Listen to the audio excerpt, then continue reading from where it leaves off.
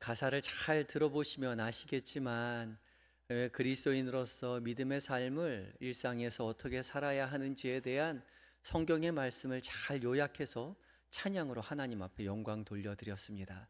하나님께서도 기쁘게 받으셨겠지만 우리의 마음 가운데도 큰 울림이 있지요. 저만 그런 건 아니지요. 예. 그리스도인으로서 주께서 기뻐하시는 삶을 일상의 삶에서 살아내시는 저와 여러분들이 되셨으면 좋겠습니다. 귀한 찬양 감사합니다.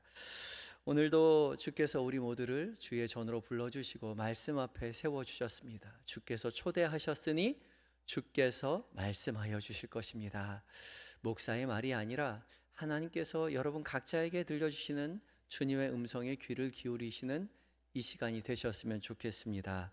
오늘 이제 에베소서 5장 15절부터 33절까지의 말씀을 좀 길지만 함께 읽었는데요. 오늘 찬양처럼 우리 성도 그리스도인으로서 어떻게 현실의 삶을 살아가야 되는지에 대한 구체적인 권면이 계속 이어지고 있습니다. 오늘 긴 말씀이죠. 15절부터 33절까지 긴 말씀인데 크게 둘로 나눌 수가 있습니다. 15절부터 21절까지의 말씀은 지혜로운 삶을 살아가라는 그런 권면의 말씀이고, 또한 22절부터 33절까지의 말씀은 남편과 아내에 관한 가정 안에서 서로를 존중하며 살아갈 것을 권면하는 내용입니다. 얼핏 보면 둘로 크게 나뉘어져 있는 것 같지만 말씀을 좀 계속해서 살펴보면서 아시겠지만 이어져 있습니다. 따로 떨어져 있지 않죠. 먼저 첫 번째 앞에 부분들을 한번 살펴보는데요. 15절부터 21절까지의 말씀인데요. 먼저 15절과 16절 두 절 말씀을 읽어봅니다. 함께 읽습니다. 시작. 자세히 주의하여 지혜 없는 자같이 하지 말고 오직 지혜 있는 자같이 하여 세월을 아끼라. 때가 악하니라. 아멘. 그런즉 하고 시작하고 있습니다. 그런즉이라는 말은 이제 결론에 해당되는 말이죠. 앞에 부분과 연결되어 있는 접속사라는 겁니다. 앞에 부분이 무슨 말씀이 있었나 다 잊어버려서 성경책을 쭉 살펴보면요, 앞에 부분은 빛의 자녀로서 살아가라. 빛의 자녀이니 너희는 빛의 열매를 맺고 살아가야 한다라고 말씀을 드렸습니다. 혹시 기억이 나시는지 모르겠지만 지난주에 빛의 자녀이니 빛의 열매를 맺고 살아가야 하는데 열매이니 열매는 하루아침에 되는 것이 아니다. 열매는 또한 노력해야 맺혀질 수 있다라는 말씀을 드리며 빛의 자녀로서의 열매 맺는 삶에 대해서 말씀을 드렸습니다. 그리스도를 우리 안에 빛 되신 그리스도를 우리 안에 모시고 살아갈 때에 우리가 등불처럼 빛이라 부름받았는데 우리가 노력해야만 빛의 열매를, 성령의 열매를 맺으며 살아갈 수 있다 말씀드렸죠. 오늘 말씀도 거기와 별반 다르지 않습니다. 연장선상 안에서 이해되는 말씀인데요. 요 앞에 부분 빛의 열매는 어둠과 빛의 대조를 통해서 빛의 열매를 맺으라고 말했다면 이번에는 조금 더 구체적으로 자세히 주의하며 살펴보라 라고 현실의 삶에서 우리가 무엇을 어떻게 해야 할지에 대해서 구체적인 권면을 주시는 거죠. 그런즉 너희가 어떻게 행할지를 자세히 주의하여라 라고 말합니다. 자세히 주의하라고요. 주의하라라는 동사가 헬라어 성경에 맨 앞에 나와서 강조하고 있습니다. 주의하며 살아가라 하는 거죠. 이 주의하라라는 단어는 브레페테인데요. 브레포, 보다라는 겁니다. 눈으로 보다라는 말에 현재 능동 명령형으로 되어 있습니다. 그러니까 보아라 하는 거죠. 두 눈 부릅뜨고 보아라 하는 겁니다. 현재형으로 되어 있기 때문에 이거는 그냥 한 번 보고 마는 것이 아니라 습관처럼 늘상 일상의 습관처럼 주의 깊게 살피는 그런 일상을 살아가야 한다라고 말씀하는 거죠. 주의 깊게 살펴보라고 말합니다. 우리의 일상을 주의 깊게 살펴보아야 하는데 무엇을 어떻게 주의 깊게 살펴봐야 하는자 하면 지혜 없는 자같이 하지 말고 지혜 있는 자같이 살아가도록 주의 깊게 너희의 삶을 살펴보아라 라고 말하는 거죠. 지혜 있는 삶을 살으라고요. 지혜. 우리 교회도 많죠. 제가 교적부를 보니까 우리 교회도 지혜가 10분이 넘게나 계시더라고요. 제가 아는 목사님 중에서도 아내분이 지혜라는 이름을 가지신 분이 있는데, 세상의 지혜는 자신이 다 가졌노라고 그렇게 자랑하세요. 지혜가 굉장히 성경적인 그러한 이름이지 않아요? 참 좋은 이름인데, 이때 당시, 그러니까 헬라 문화권 안에서 지혜는 우리가 생각하는 지혜하고 조금은 다른 의미를 가지고 있었습니다. 우리가 생각하는 지혜는 합리적이고 똑똑한 사고를 하는 사람이죠. 그런데 바울이 살았던 헬라 그리고 사회에서는, 로마 사회에서는 지혜는요, 소피아죠. 소피아. 이 소피아는 그냥 똑똑한 것이 아니라 우주적인 질서를 깨닫는 것을 말합니다. 우주적인 질서의 원리를 깨닫는 게 지혜인 거죠. 이 세상이 굉장히 복잡한 이 세상인데, 이 복잡한 정교한 이 세상을 바라보았을 때 이 복잡한 세상이 어떤 질서에 의해서 자연이 돌아가고 있다는 거죠. 정교하게 질서 안에서 운행되고 있다는 사실을 믿지 않는 사람들도 다 그렇게 깨닫고 있었다는 거죠. 그러면 이 정교한 이 세상이 어떠한 질서 속에 살아가고 있는가, 그걸 깨닫는 것이 지혜였습니다. 원리이죠. 질서, 원리. 이 원리, 이 세상의 원리를 우주적 질서의 원리를 깨닫는 것이 지혜였는데요. 그래서 이 세상이 헬라어로 코스모스라고 하지 않아요? 코스모스는 이 질서 있고 정돈된, 배열된 것을 말하는 뜻입니다. 그러니까 예전에 헬라 사람들이 이 세상을 바라볼 때 이 세상이 굉장히 질서 있고 질서 정연하게 이루어진 곳이라는 것을 깨닫고, 세상을 바라볼 때 질서 있는 것, 코스모스라고 그렇게 명명했다는 거죠. 여기서 우리가 화장품 얘기하는 코스메틱스가 여기서 나왔습니다. 그러니까 정돈하다라는 말에서 나온 거니까, 우리 화장품도 얼굴을 잘 질서 있게 정돈하는 게 화장품이라는 그런 어원에서 나온 말이라는 거죠.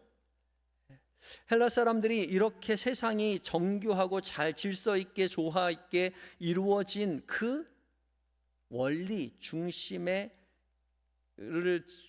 질서를 깨닫는 것을 지혜라고 말했는데, 그래서 지혜롭게 살아간다는 것은 이 우주적인 원리에 순응하며 살아간다는 것입니다. 이 우주적인 원리를 이해하고 그 원리에 순응하며 살아가는 것이 지혜롭게 살아가는 것이라고 헬라 사람들은 그렇게 생각했어요. 그렇게 말했다는 거죠. 그렇지만 헬라 사람들은 우주적인 원리를 발견하고 질서 있게 살아가는 것에 집중했지만, 이 질서를 누가 왜 만들었는지는 깨닫지 못했던 거죠. 그래서 성경이 말하는 지혜는 단순히 이 세상이 조화롭고 질서 있게 세상이 만들어졌다는 것에 그쳐지지 않고, 이 질서 있는 세상을 창조하신 분이 계신데, 그분이 다름 아닌 여호와 하나님이시라고 고백하는 거죠.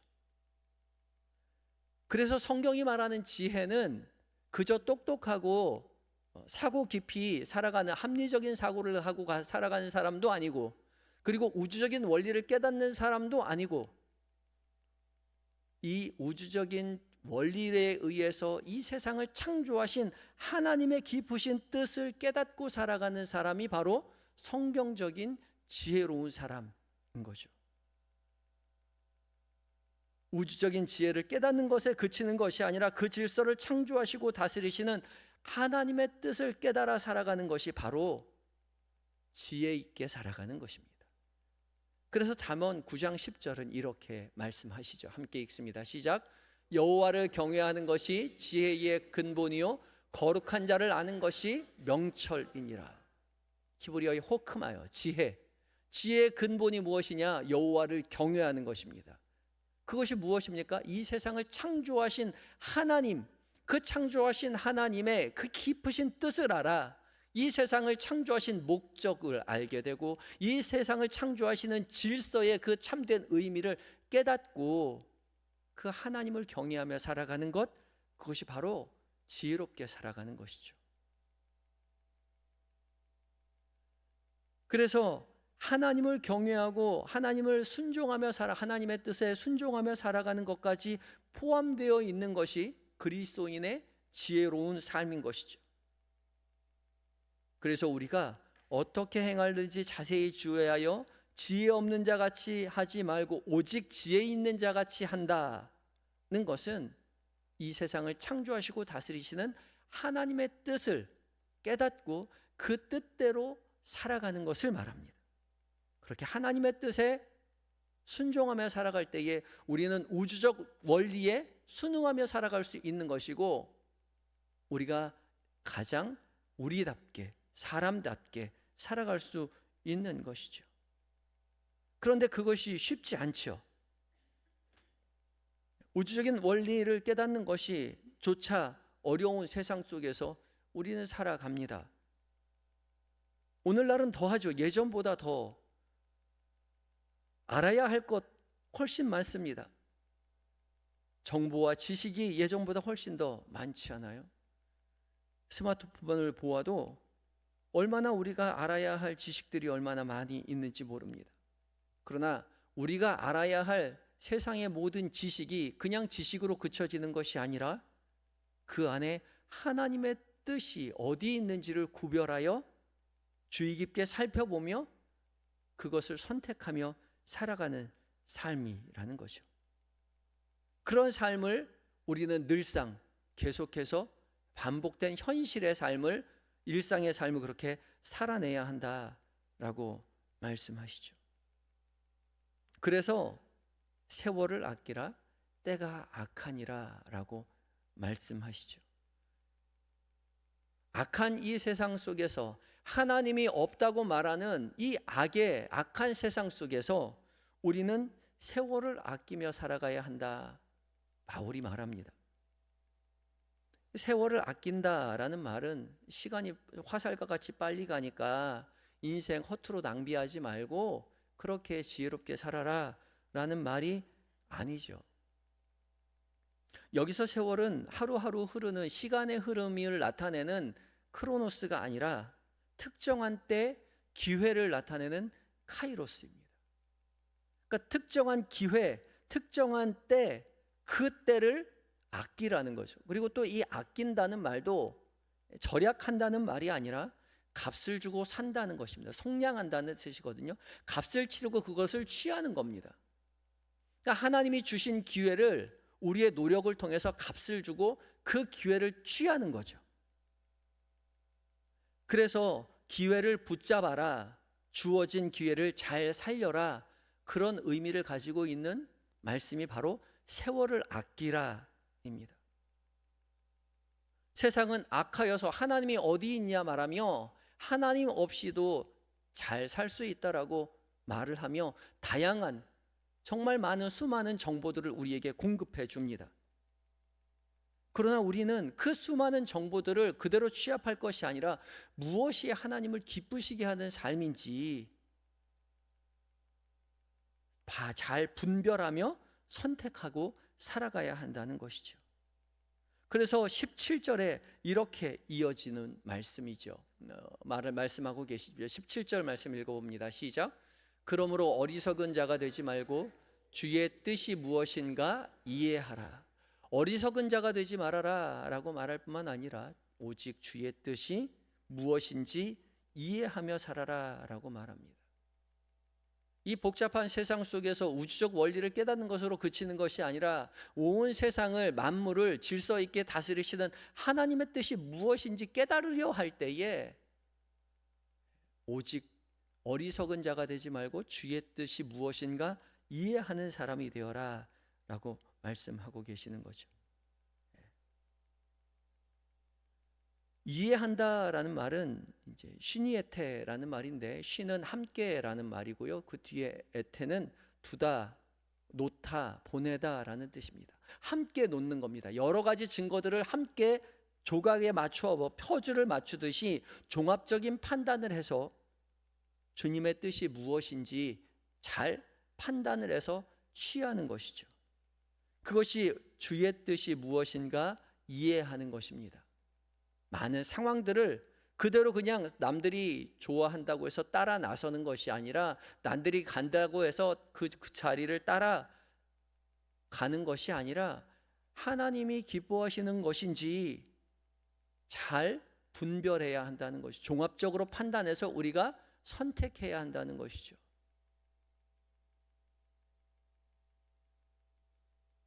무엇이 하나님을 기뻐하시는 일일까 취사 선택해야 한다는 겁니다. 이 말씀은 단순히 그냥 우리가 맨날 성경 읽고 기도하고 찬양하는 삶을 살아야 한다라는 말을 하고자 하는 것이 아닙니다.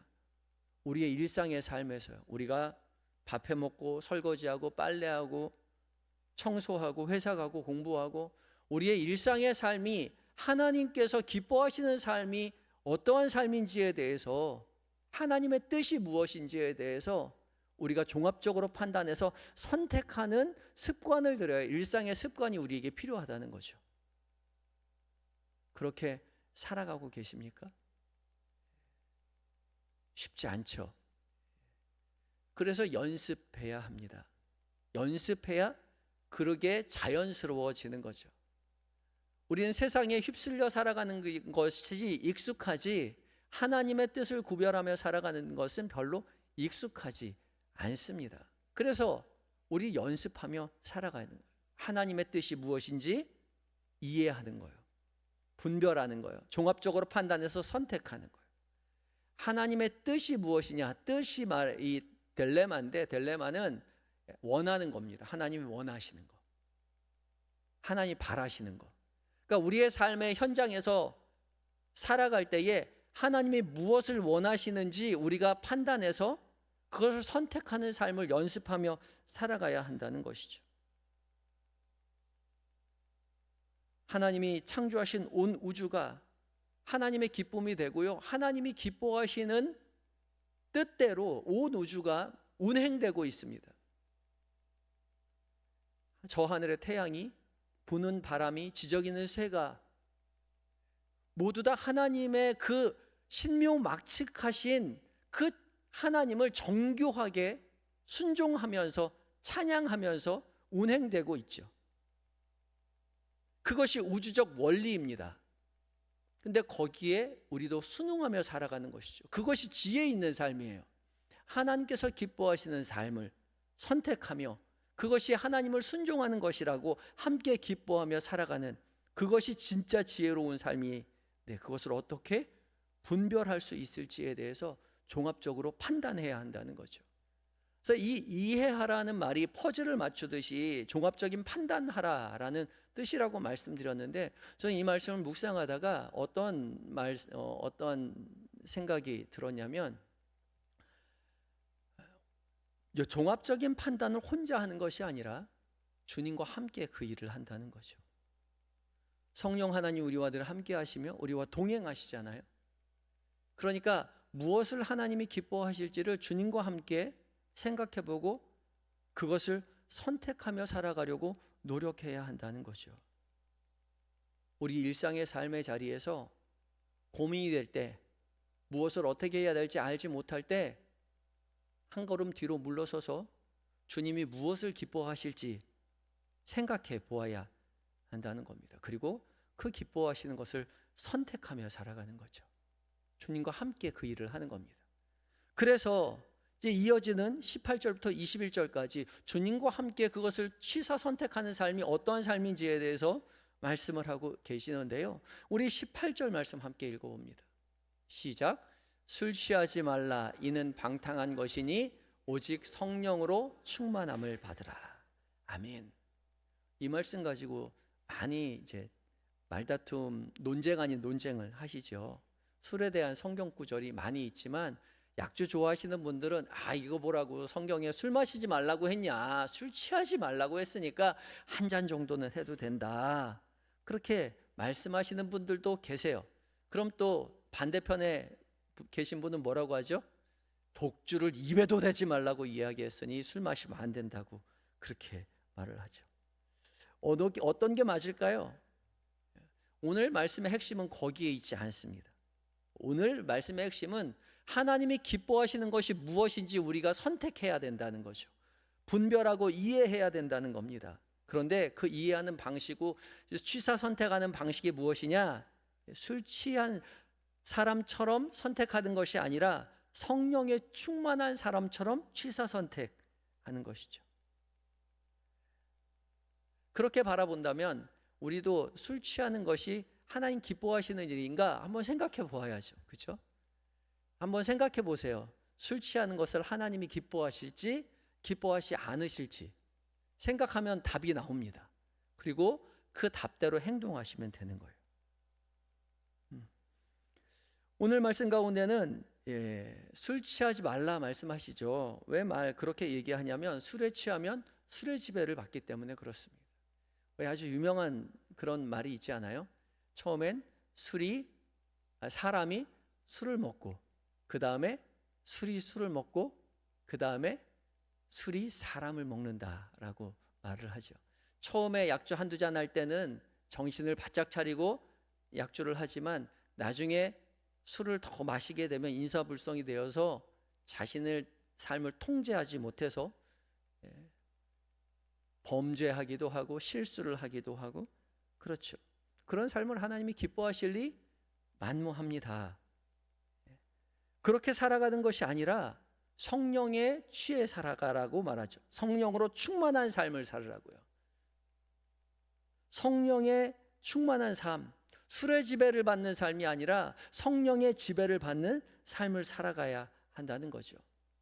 아까 말했듯이 이해한다는 말이 여러 가지를 놓고 종합적으로 판단하는 것이고 그 종합적인 판단에 주님이 곁에 계셔서 그 판단의 기준이 함께 판단의 기준이 되어 주신다는 것과 마찬가지로 성령이 충만하다는 것은 함께 하시는 주님과 성령 하나님과 함께 우리의 삶의 일상을 다시 한번 되짚어보고 하나님 기뻐하시는 것이 무엇인지 하나님 기뻐하시는 것을 선택하며 살아간다는 거죠. 그때는 하나님도 한 표, 나도 한 표가 아니라 하나님이 기뻐하시는 것을 위해서 내 것을 기꺼이 내려놓는 삶을 살아가야 하는 거죠. 그것이 성령 충만한 삶입니다. 개인적인 그런 신비적인 체험을 한 것이 성령 충만한 삶이 아니라는 거죠. 이 성령 충만한 삶이 어떤 삶인지에 대해서 19절부터 21절까지 구체적으로 설명해 놓고 있는데 함께 읽어봅니다. 19절부터 21절 시작.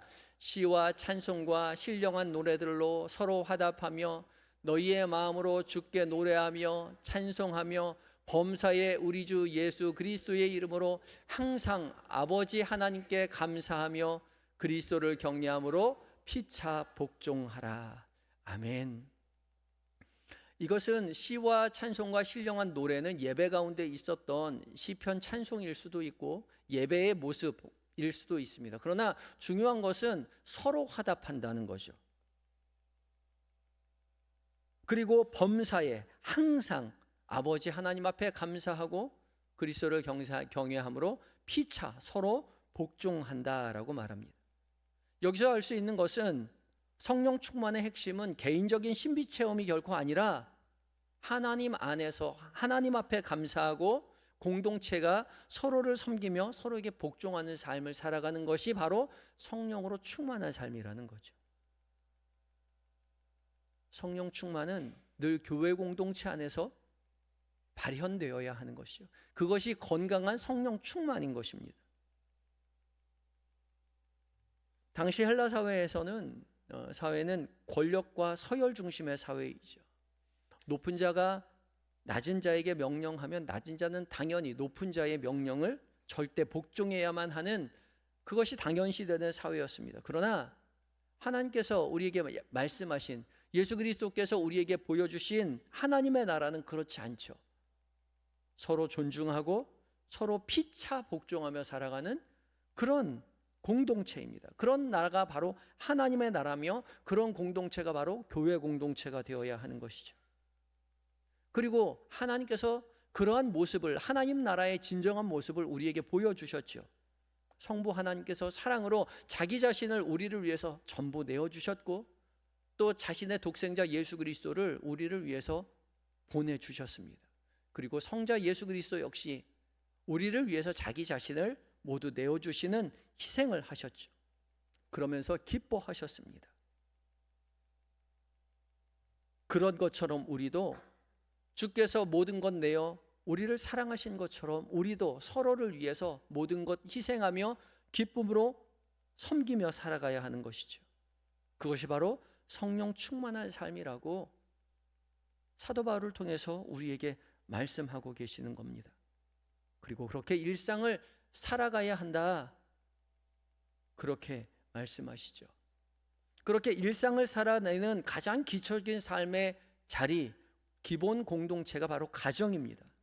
그래서 22절부터 33절까지의 말씀은 가정 안에서 서로 사랑으로 존중하며 피차 복종하며 살아가는 삶에 대해서 언급하고 있죠.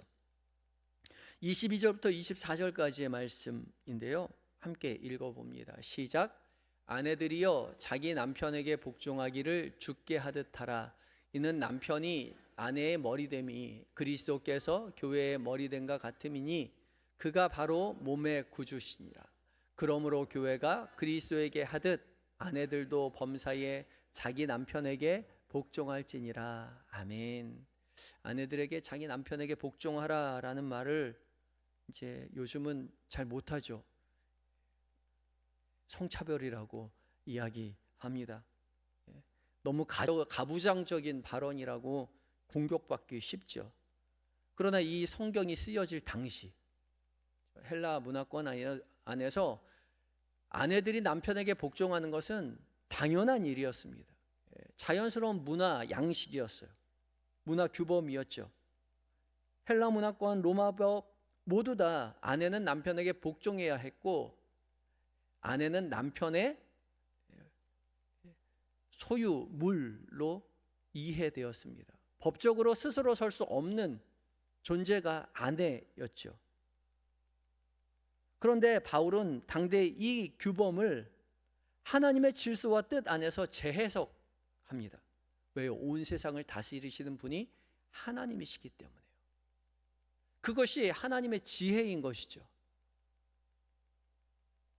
하나님께서 뭐라고 말씀하시느냐? 죽게 하듯 하라고요. 그저 로마 법이, 헬라의 문화가 남편에게 복종하라고 했기 때문에 남편에게 복종하는 것이 아니라, 남편이 아내의 머리됨이 그리스도께서 교회의 머리됨 같이 예수님에게 그리스도에게 순종하듯이 복종하듯이 아내는 남편에게 복종해야 한다라고 말하죠. 그래서 가정 가운데 아내가 남편에게 복종하는 것은 로마법을 따르는 것이 아니라 하나님의 그 깊으신 뜻을 순종하는 것이다 라고 그렇게 가르쳐 주는 것이죠. 더 심오한 하나님 나라의 법을 우리에게 알려주시는 겁니다. 그래서 아내가 남편에게 복종하는 것은 남편에게 굴욕적인 모습을 보여주는 것이 아니라 하나님의 뜻에 순종하는 것입니다. 하나님의 뜻 안에서 이해하고 하나님의 뜻을 위해서 자신의 소유권을 남편에게 내어놓는 것이죠. 그런 문화를 가져야 한다는 것, 바울이 이 에베소 교회의 성도들에게 말하고 있는 것이죠. 교회가 그리스도에게 하듯 남편에게 복종하라고 말하죠. 그리고 또한 여기서 그쳐지지 않습니다. 남편 역시 아내를 대할 때에 무조건 소유물을 대하듯이 그렇게 대해서는 안 된다라고 말하죠. 25절부터 27절까지의 말씀인데요, 함께 읽어봅니다. 시작. 남편들아 아내 사랑하기를 그리스도께서 교회를 사랑하시고 그 교회를 위하여 자신을 주심같이 하라. 이는 곧 물로 씻어 말씀으로 깨끗하게 하사 거룩하게 하시고 자기 앞에 영광스러운 교회로 세우사 티나 주름 잡힌 것이나 이런 것들이 없이 거룩하고 흠이 없게 하려 하심이라. 아멘. 남편들에게도 아내 사랑하기를 그리스도께서 교회를 사랑하시는 것처럼 사랑하라 라고 말합니다. 하나님과의 관계 안에서 다시 재해석하는 것이죠. 당시 로마법이나 헬라 문화권 안에서는 당연히 아내는 남편의 소유 권한이 있었고 소유물로 인식되었습니다. 그저 집안을 잘 다스리면, 집안 살림 잘 하면 그것으로 족할 뿐이죠. 그러나 그렇게 생각하지 말라고요. 그리스도께서 교회를 사랑하셔서 자신을 온전히 다 내어주신 것처럼 그렇게 자신을 온전히 내어주며 살아가라고 말하는 것이죠. 아내와 남편의 관계 안에서도 하나님께서 그 안에 함께 하시고 하나님께서 다스리신다는 것을 유념하고 분별하고 이해하고 그 규범 안에서 가정을 세워가야 한다는 거죠.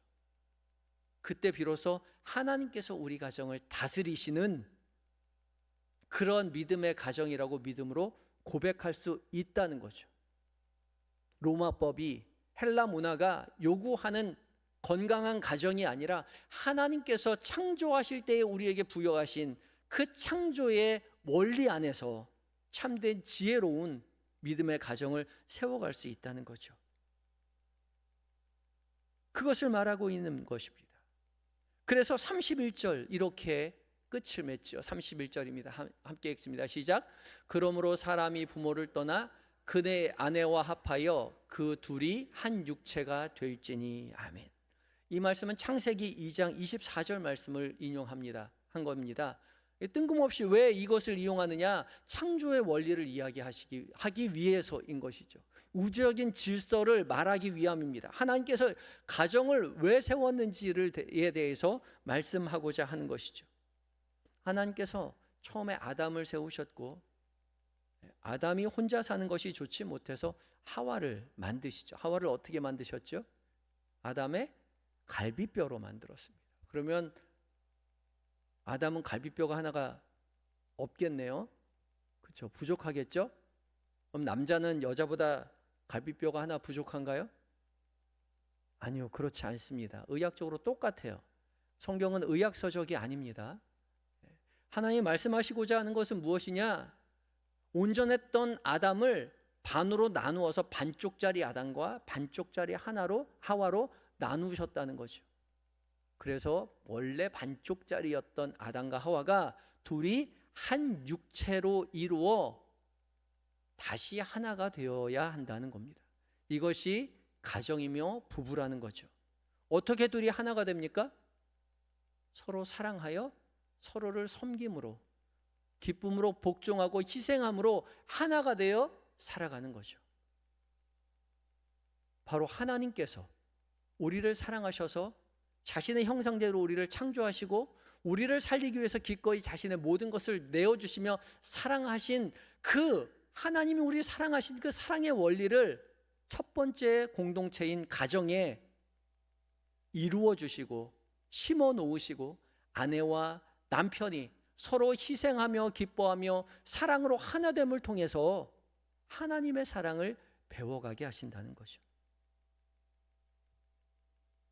그것을 바울을 통해서 주님 우리에게 말씀하시는 겁니다. 우리가 이 땅을 살아가는 공동체, 이 가장 기본적인 공동체인 가정이 그리하다는 거죠. 그리고 이 가정뿐만 아니라 우리가 살아가는 교회 역시 마찬가지 이 창조의 원리를 가지고 교회를 세워가야 한다라고 말을 하죠. 32절 말씀 이어집니다. 함께 읽어봅니다. 시작. 이 비밀이 크도다. 나는 그리스도와 교회에 대하여 말하노라. 아멘. 바울은 계속해서 지금 부부에 대해서 말하다가 갑자기 그리스도와 교회에 대해서 나는 말하는 거다라고 말하며 이 비밀이 크다라고 말을 하죠. 이 위대한 비밀이 여기에 숨겨져 있다라고 말을 합니다. 남편과 아내가 서로 기쁨으로 복종하고 헌신하여 하나 되는 이 가정의 모형이 바로 그리스도께서 교회를 사랑하시고 교회를 위하여 자신의 모든 것을 내어주신 교회 공동체 안에서의 삶과 연결되어 있다. 이것이 하나님의 가장 큰 비밀이다라고 말씀하는 겁니다. 그래서 남편을 사랑하듯 아내를 사랑하듯 서로에게 기쁨으로 희생하며 복종하듯 그 사랑을 깨달은 자들이 교회 공동체 안에서 서로 사랑하며 섬기며 하나 된 삶을 살아내야 한다는 거죠. 부부가 하나 되며 살아가는 것으로 그쳐지는 것이 아니라 교회도 서로 사랑으로 하나 되며 살아가야 한다라고 말을 하는 겁니다. 이것이 하나님께서 우리에게 약속하신 우리의 안에 심어 놓으신 우주적 원리요 하나님의 지혜인 것이죠. 이 일을 위하여 우리는 서로 사랑으로 희생하며 섬기며 복종하며 살아가야 하는 겁니다. 이것이 바로 성령이 충만한 삶이요, 이것을 위해서 우리가 무엇을 선택해야 할지 주님과 함께 그 자리에서 선택하는 것이 바로 주님의 뜻을 이해하며 살아가는 삶인 것이죠. 이 일을 위해서 연습하시는 저와 여러분이 되었으면 좋겠습니다. 하루아침에 이루어지지 않을 것입니다. 그러나 우리는 그 일을 위해서 부름받았습니다. 세상이 어떻게 만들어졌는지, 어떻게 살아야 하는지 세상 사람들은 알지 못하지만 우리는 온 세상을 정교하게 창조하신 하나님께서 이미 우리에게 말씀하셨고 가르쳐 주셨고 몸소 행해서 그 모범을 우리에게 보여주셨습니다. 그래서 우리도 주님처럼 아내를 사랑하고 남편을 사랑하고 우리의 교회 공동체에 서로를 사랑하며 희생하며 복종하며 하나님의 지혜를 깨닫고 하나님의 기뻐하시는 뜻을 세워가며 하나님 나라를 이 땅 가운데 이루어 가시는 저와 여러분이 되시기를 예수 그리스도의 이름으로 축복합니다.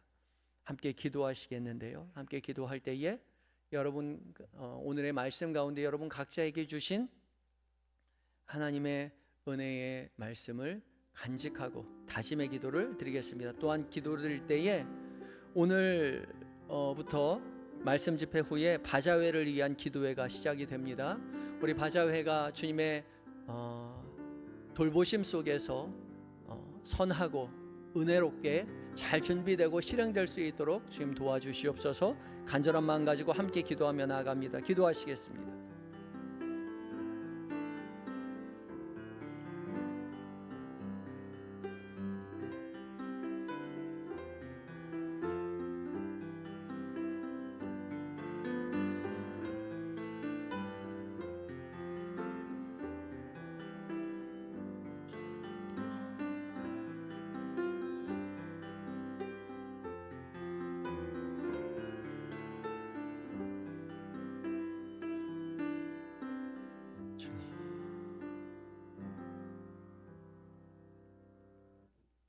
악한 세상 속에서 주님 기뻐하시는 뜻이 무엇인지 잘 이해하고 주님 기뻐하시는 것을 선택하며 살아갈 수 있는 지혜와 용기를 허락하여 주시옵소서. 홀로 이 세상을 살아가지 않음을 우리 늘 기억하게 하시고 성령 하나님과 함께 믿음의 길 걸어가며 하나님 종합적으로 판단하여 주님 기뻐하시는 것을 선택하되 주님 서로를 주께서 우리를 사랑하신 것처럼 우리도 서로를 사랑하고 기쁨으로 희생하며 하나님 나라 공동체를 이루어가는 우리 모두가 되게 하여 주시옵소서. 바자회를 준비합니다.